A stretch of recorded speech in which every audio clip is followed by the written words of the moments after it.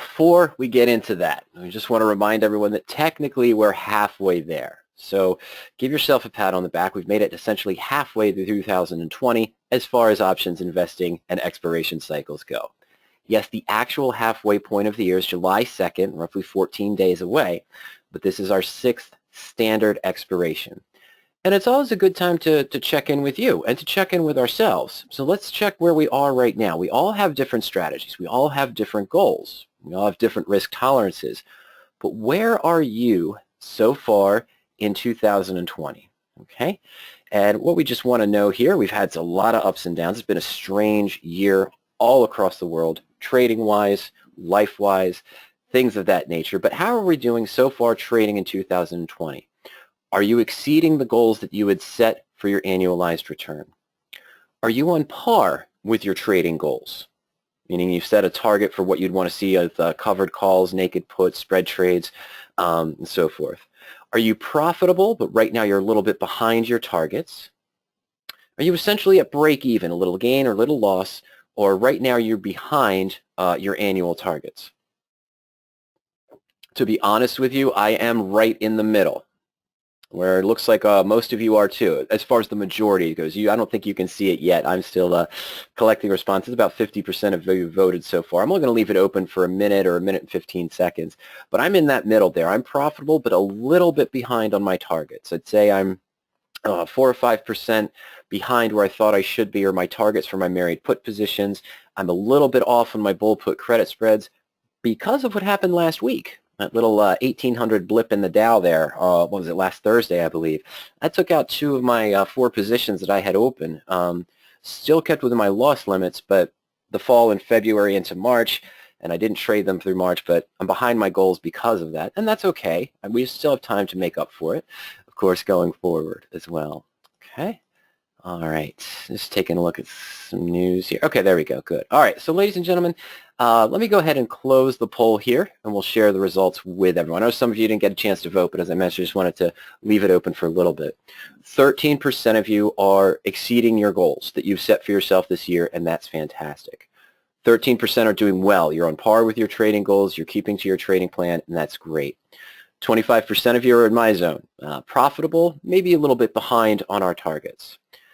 25% of you are at break even. Okay, so we still have 6 months to go to get us to a profitable year, of course, and 25% of you are behind in the annual targets. Well, that's never good to see, and hopefully we can get some education and information today and beyond with PowerOptions tools and education to turn that around. And that, of course, is our goal.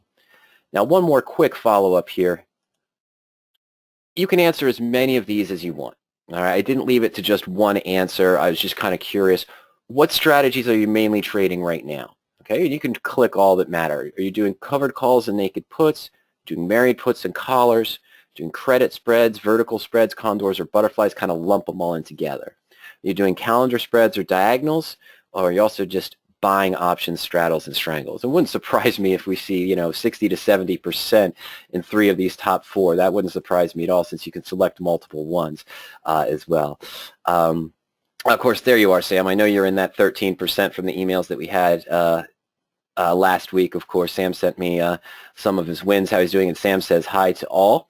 And Sam's doing extremely well this year with a lot of the different things that he's been doing, using UVXY as a hedge from time to time, but also tracking his targets and his support and resistance and legging in and out of positions as well.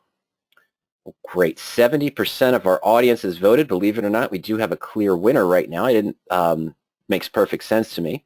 All right, so let's go ahead and close that poll now. Been open for about a minute and 15 seconds, and we'll share the results with everyone.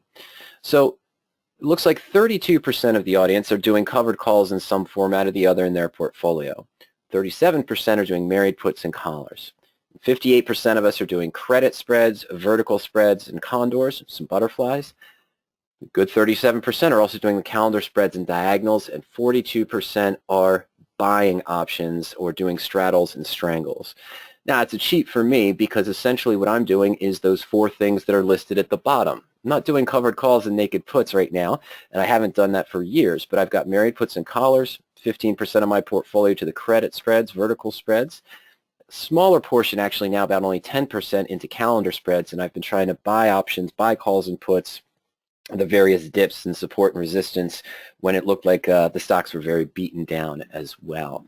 And of course you could say that I'm buying calls and puts with VIX options and SPY as hedges for the spread portion of my portfolio as well. All right, so I just wanted to remind everyone that's sort of where we all stand right now.